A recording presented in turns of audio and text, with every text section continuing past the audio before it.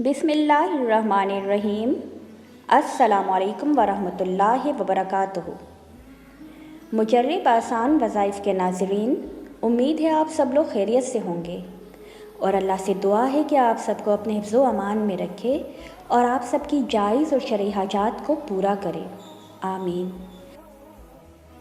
माह शाबान में 13, 14 और 15 की रात का ये ख़ास अमल है जो कि एक मौजज़ाती असर रखता है। आज का ये अमल किस्मत बदल देने वाला अमल है, क्योंकि इस अमल का आखिरी दिन शब बारात की रात है जो कि कबूलियत की रात है। ये अमल बहुत रूहानी असरात रखता है। इस अमल को करने के लिए कोई शर्त नहीं है, सबको इस अमल की इजाज़त है।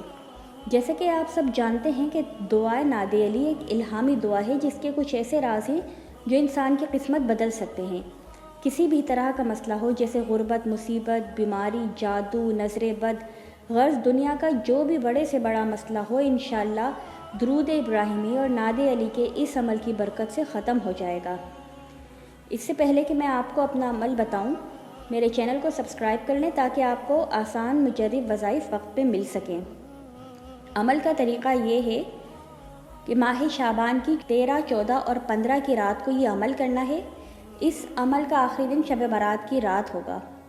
इस अमल के लिए सबसे पहले आपको लकड़ी के दानों वाली तस्बीह लेनी है और उस पर इतर लगा लें। इशा की नमाज के बाद 2 रकत नफिल नमाज हदिया मोहम्मद और आले मोहम्मद सल्लल्लाहु अलैहि वसल्लम के पढ़ें। नमाज का तरीक़ा ये है कि आप दोनों रकात में अलहम्द के बाद 14 बार सूरह इखलास पढ़ें।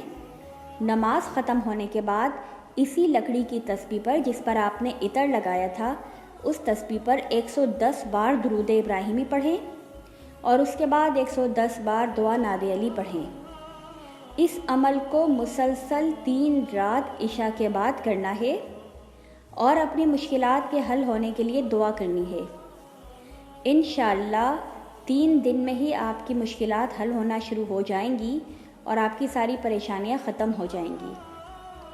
3 दिन के अमल के बाद ये तस्बीह आप संभाल के रख दें और फिर जब कभी भी कोई हाजत या कोई मुसीबत आप पर आई भी हो तो इसी तस्बीह पर 110 बार दुआ नादे अली पढ़कर अल्लाह से दुआ करें।